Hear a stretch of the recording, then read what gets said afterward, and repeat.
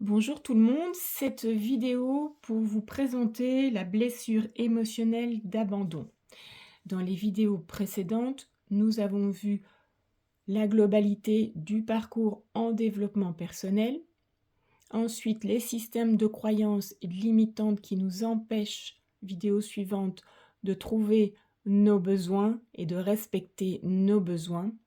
Les déclencheurs ensuite sont les émotions où on a pu développer pour faire une prise de conscience, de vraiment identifier l'émotion qui nous correspond, qui va en fait être révélateur, les émotions, de nos ressentis traumatiques, c'est-à-dire nos blessures émotionnelles. Et donc aujourd'hui, on a vu déjà l'injustice et on va passer à l'abandon. Donc, je vous mets, hop, ceci de nouveau, petit mandala, excusez-moi, qui est sous forme de fleurs parce que le cerveau vraiment identifie bien les informations quand on le présente sous cette forme-là. Raison pour laquelle je l'ai fait pour vous permettre de mieux intégrer les informations. Donc, quand on ressent une blessure émotionnelle qui est d'abandon, les ressentis sont, vous le voyez ici, les ressentis extérieurs que l'on peut éprouver, c'est que dans les relations, on ne ressent pas vraiment une vraie communication. On ne se sent pas soutenu, on ne sent pas d'attention pour nous, et on ne sent pas vraiment une vraie présence, ce qui entraîne bien sûr une envie de dépendance affective encore plus. Dans notre discours intérieur, évidemment, on va se sentir du coup vide. Vraiment, c'est un sentiment qui est insupportable au niveau de l'absence.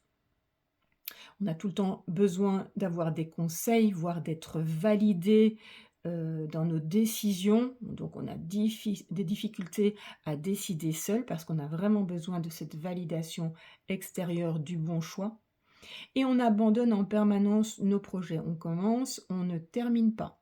C'est l'effet miroir, c'est-à-dire on se sent abandonné à l'extérieur, mais dans notre discours intérieur et dans notre manière de fonctionner, on va très souvent abandonner nos projets.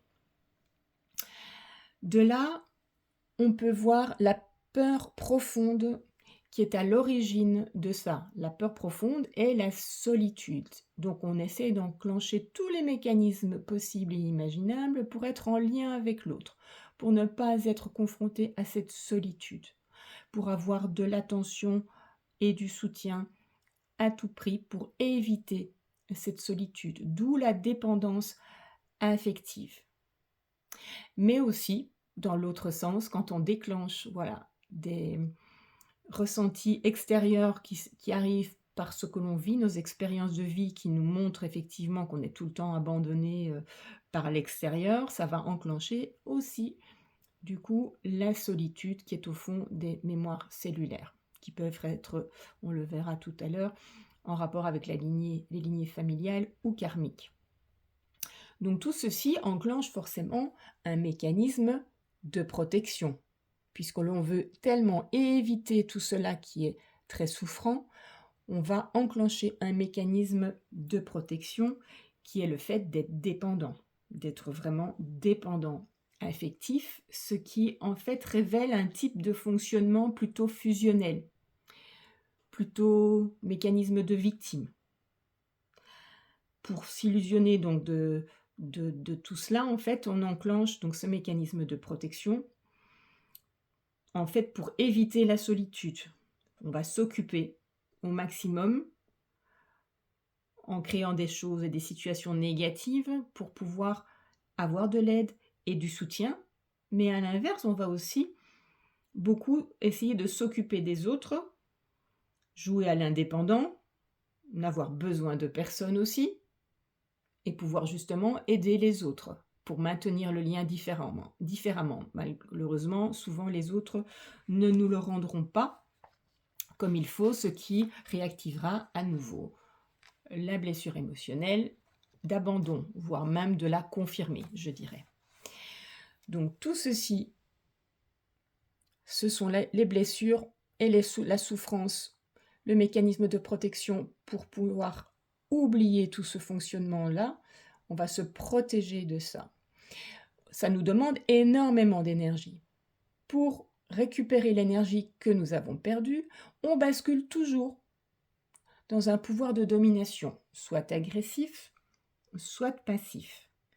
Dans le pouvoir de domination qui est agressif, c'est plutôt une tentative de dévaloriser l'autre, de se donner l'illusion d'avoir le pouvoir sur l'autre, ou se donner l'illusion d'être fort, d'être tout-puissant, d'être dans la force de manipulation de l'autre. On est le conquérant. L'ego est vraiment mis bien en avant. D'un autre côté, les passifs, c'est plutôt, le pouvoir de domination passif, c'est plutôt une tentative de se revaloriser, de se donner l'illusion d'être reconnu en attirant l'attention de l'autre pour être plein, ou bien de se donner l'illusion de ne pas avoir été touché. Plus particulièrement ici, par rapport à la blessure d'abandon, on est généralement dans le plaintif. C'est-à-dire qu'on va réclamer de l'aide. On va souvent soupirer, on va pleurer facilement. Mais on va aussi se laisser utiliser, comme ça permet de garder le lien et l'attention quand même. Mais on va être vulnérable, ou alors trop accommodant pour pouvoir justement éviter d'être abandonné. Et comme je vous l'ai dit, on peut souvent aussi résoudre les problèmes des autres en se faisant croire à soi-même qu'on est très indépendant.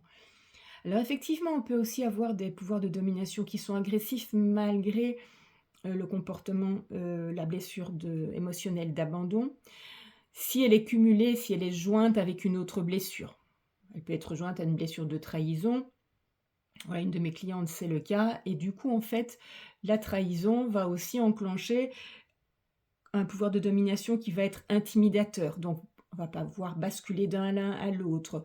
Je me sens abandonnée, je suis victime, et puis après, en même temps, je me fais manipuler, et donc je reviens dans le contrôle parce que je me fais trahir, et donc je deviens agressif avec un comportement plutôt dominateur, avec de la colère.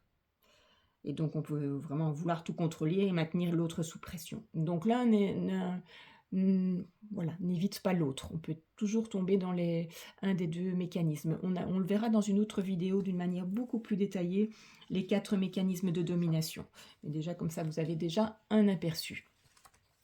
Et évidemment, ceci va enclencher le fameux triangle de Karpman où on va se trouver dans soit être victime, soit être sauveur, soit être bourreau. Bien entendu, pour la blessure d'abandon, d'émotionnel d'abandon, on va souvent être dans un schéma de victime.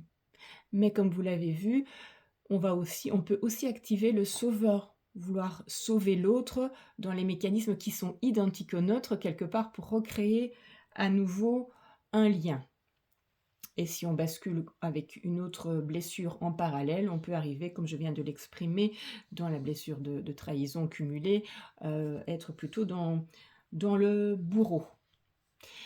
Donc, une fois avoir vu fonctionner comme ceci, on va voir l'importance du challenge qu'on a à dépasser. Le challenge que l'on a à dépasser dans la blessure d'abandon, c'est le choix, sans la validation extérieure, de faire ses propres choix, de réaliser ses besoins et ses envies pour soi-même. Parce que pour éviter en fait cette peur profonde qui est la solitude, le vide, l'ennui, il faut arriver à l'autonomie. Donc d'être conscient de nos besoins, de nos envies, ensuite les respecter et vraiment faire nos propres choix sans avoir l'approbation extérieure. Et ça va nous enclencher les forces actives qui sont en nous, qui ont été écrasées, et on va se rendre compte que du coup, et ça va se révéler une fois qu'on a résolu et qu'on a parcouru tout ce chemin, qu'on a des dons d'orateur qui sont très importants, on a des grands talents artistiques avec beaucoup de créativité, on a besoin de solitude pour se retrouver, et on utilise les dons psychiques à bon escient, pas contre nous pour pouvoir recréer une relation ou de la dépendance. et la capacité à ajuster notre aide à l'autre. Ni trop ni trop peu, en tout cas pas dans l'intérêt personnel dont on a expliqué là tout de suite. Et on va être surtout persévérant et déterminé, et très gai et sociable. Eh bien oui, les abandons, les personnes qui ont la blessure d'abandon, c'est ça le challenge, de réactiver en fait ces forces actives qui sont à l'intérieur de nous naturellement. Hein, c'est juste libérer toutes ces mémoires pour pouvoir accéder à qui on est fondamentalement. Pour accéder à toutes ces mémoires, accéder à qui on est fondamentalement, il faut accéder aussi aux mémoires cellulaires qui sont ici, soit karmiques, soit transgénérationnelles, des lignées familiales, en enlevant aussi les croyances limitantes et les mémoires qui correspondent, toutes les émotions qui sont liées au familial, à l'éducatif ou au système sociétal, mais aussi des liens de dépendance et de fidélité au schéma parental et nos intérêts personnels qui sont derrière et qui nous bloquent souvent à pouvoir engendrer cette transformation. Et ça va agir sur le côté physique, le plan physique, émotionnel, mental et énergétique, pour arriver à un équilibre intérieur du féminin et du masculin entre le côté cartésien et le côté intuitif qui vont collaborer ensemble. Donc ça, c'est très important de pouvoir accéder à cette libération de ces mémoires. Sans cela, tout ce qu'on vient de dire et tout ce que j'explique dans toutes ces vidéos, c'est la compréhension intellectuelle qui est importante pour faire des prises de conscience, pour voir comment on fonctionne et pour se responsabiliser, pour ne pas dire que c'est la faute de l'autre ou de l'expérience ou de la vie, c'est juste un effet miroir pour nous montrer en fait ce qui est à travailler à l'intérieur de nous. Maintenant, il faut quand même agir pour pouvoir les libérer, ces mémoires cellulaires. Et pour les libérer, voilà, pour la blessure émotionnelle d'abandon, j'ai créé des peintures vibratoires, donc ce sont des planches vibratoires qui travaillent, qui travaillent sur les mémoires, tout ce que l'on a vu, qui vont extirper au niveau émotionnel les mémoires correspondantes à l'abandon. Elles sont montées en fréquence or et en fréquence très très élevée, de telle sorte qu'en fait elles rayonnent des informations vibratoires pour vous permettre, comme des petits vortex, de libérer au profond de vos cellules toutes ces mémoires. Ça remplace un soin, déjà un premier soin vibratoire pour pouvoir déjà bien élaguer la problématique. Ça, c'est une des premières solutions que moi je vous apporte et qui est pas des moindres, qui est vraiment très très importante. Et elle va travailler vraiment profondément pour retrouver le respect de soi naturellement. Certes, il n'y aura pas de compréhension du pourquoi de la lignée familiale, du karmique. Ça va vraiment libérer au niveau cellulaire et avoir un changement de comportement, un changement de point de vue au niveau mental. On va avoir un angle de vue complètement différent par rapport à la situation, prendre du recul, faire des prises de conscience parce que l'émotionnel sera libéré. Donc on ne sera plus occulté avec un voile de l'illusion sur notre discernement et sur nos capacités à nous faire confiance parce que les émotions, quand on est la tête dans le guidon, on n'a plus ce recul.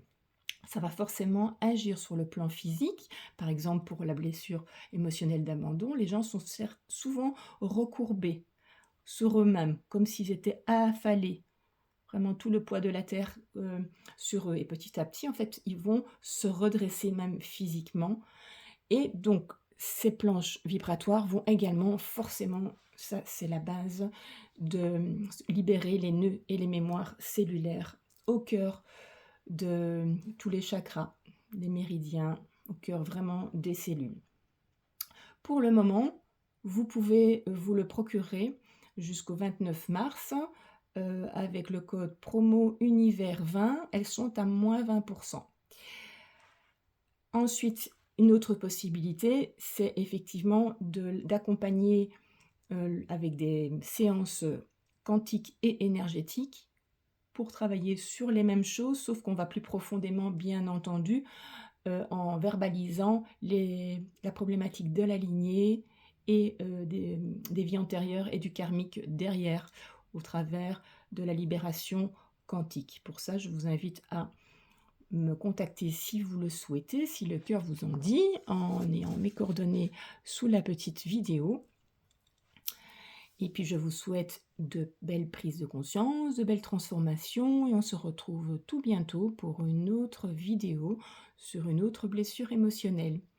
À bientôt!